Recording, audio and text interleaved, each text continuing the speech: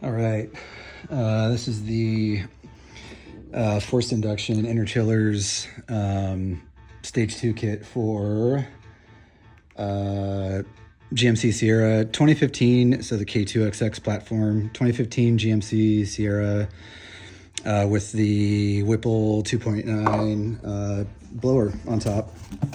So just real quick, super fast, man. I ordered this on Thursday of last week. It's now Monday, and the shit's all here. So this came first. This is the upgraded pump for the whole system.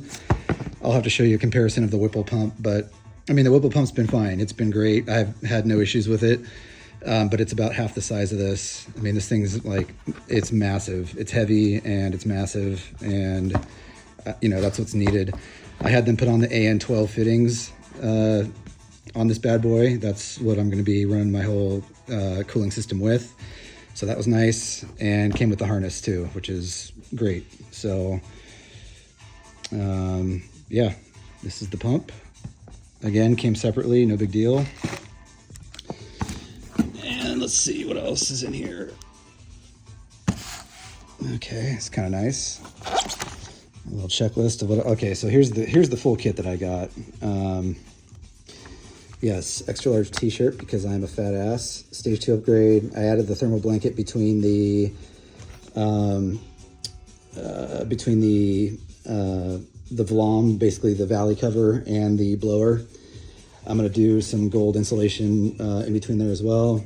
Foam insulation sheet to wrap the tank, and then AN12 push locks. I forget what those are for, but I'm sure we'll find out as we go through this thing. Instructions on the USB here. This is interesting. Ensure engine fans and intercooler pump are on full in your tune. Okay. I think the pump comes on with ignition. At least the Whipple pump came on with ignition and stayed on until the truck shut off. It didn't like modulate its speed or turn off or on. It was just full on all the time. Engine fans, I'll have to double check that. So some quick schematics of how the system works.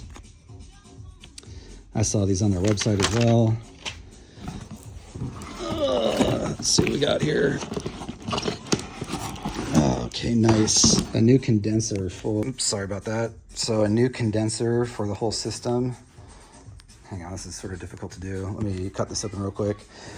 I wasn't sure if this was going to share condenser, the condenser with the factory system or not. That wasn't real clear on the ordering instructions on the site, but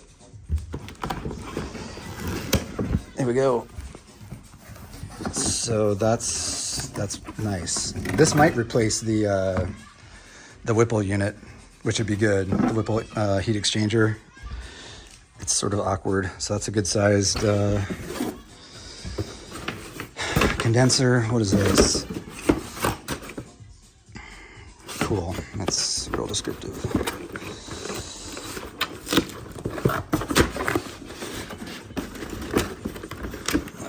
Oh, fan maybe? Yeah. Nice bell fan for, obviously for this.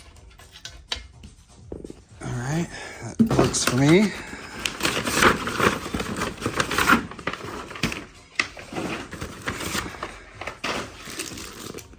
Okay, here's the blanket. So that's cool. What is this? This is the foam blanket to wrap the tank. I feel a t-shirt. Yep. Okay, looks like a fan mounting kit.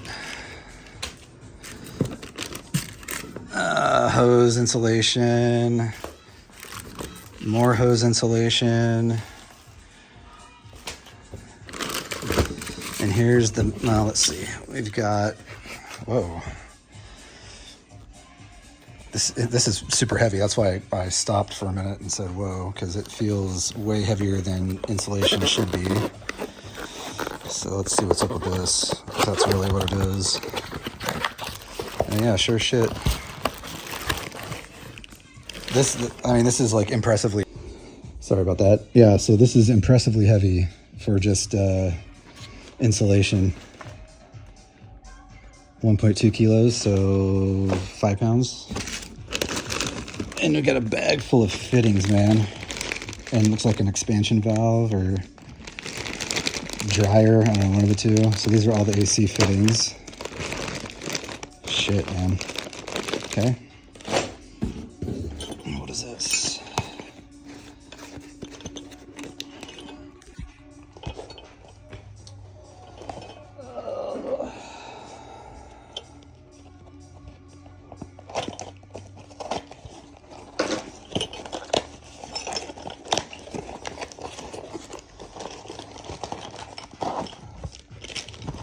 Looks like a mounting bracket of some sort.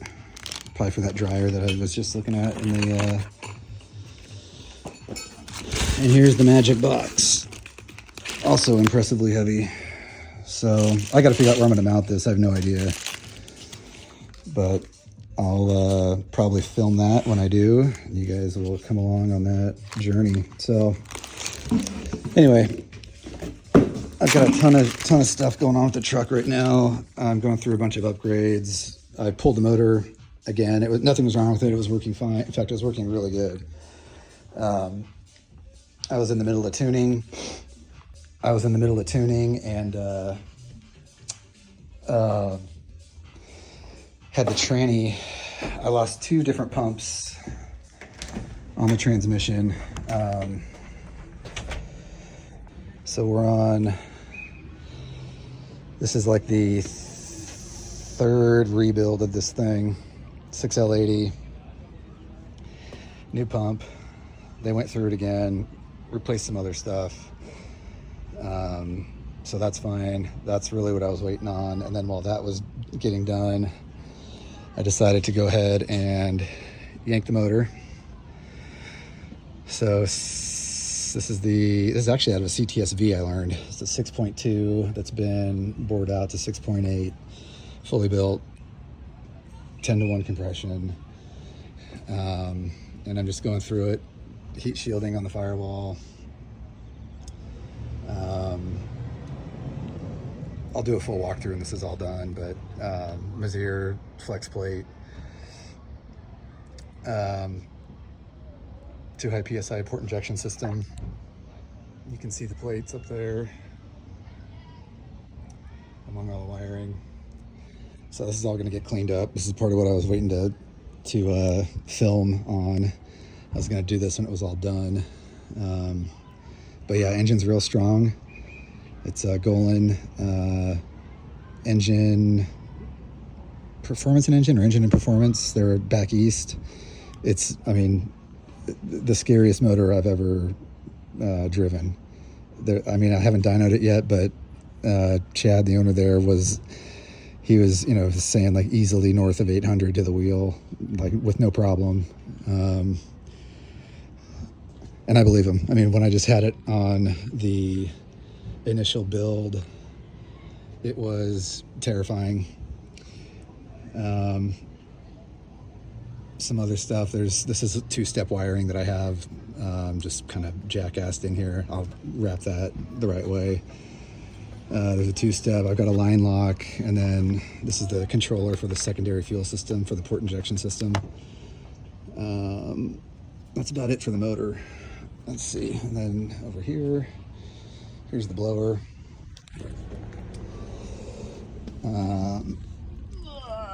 With the little pulley. I have another one that's even smaller, but that is good enough for now. Yeah. So hubs. Here's the back fender glass, fiberglass, whatever. I can't talk today. So I'll be painting this, and I'll film that whole thing. I've just done initial body work and the first primer coat. So I'm waiting for some air compressor parts to get here, and then I'll shoot another primer coat, and then shoot the color and clear. These things will clean up nice. I can tell already. All the cracking's filled in. I've got some urethane body mounts that will help it to not crack again in the future.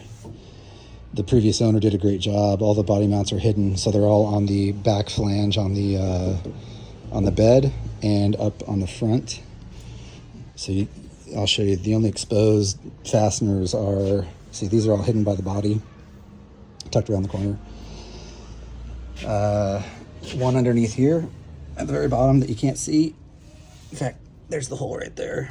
So one up front, none on the sides. Oh, I'm sorry, I lied. This is the only one on the side.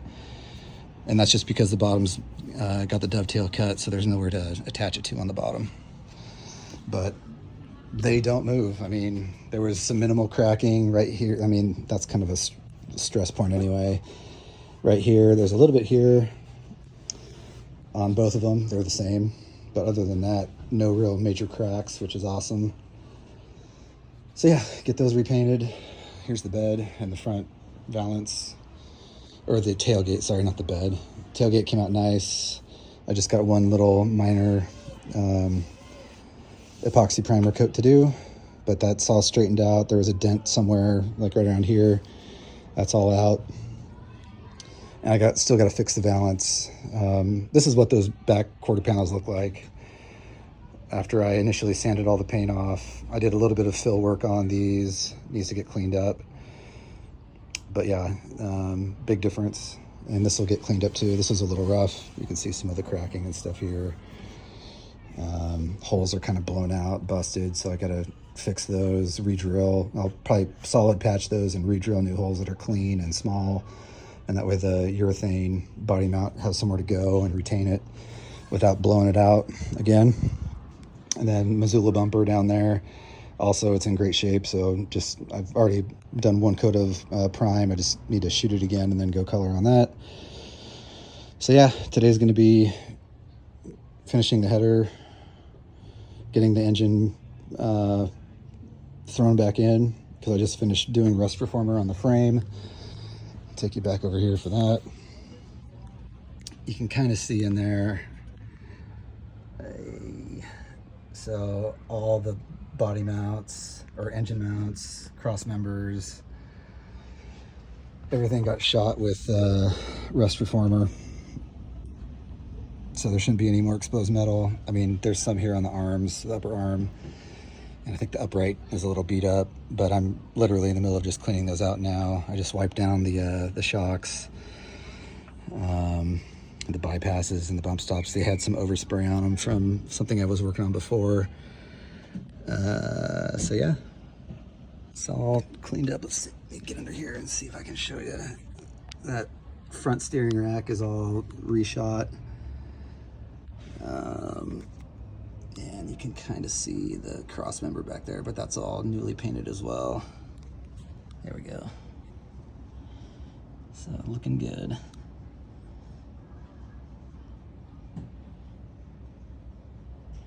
That's the water box for the supercharger. So that's all gonna get wrapped in black foam.